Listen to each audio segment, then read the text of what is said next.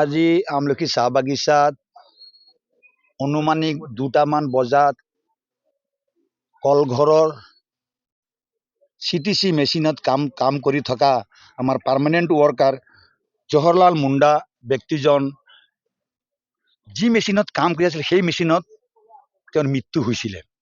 আমি সন্দেহ কৰিছোঁ, অসম চাহ মজদুৰ সংঘ বা আমাৰ শ্ৰমিক ৰাইজে আমি সন্দেহ কৰিছোঁ নিশ্চয় তেওঁৰ মেচিনত ক'ৰবাত লাগি পেলাই আঘাতপ্ৰাপ্ত হৈছে বুলি আমি সন্দেহ কৰিছোঁ।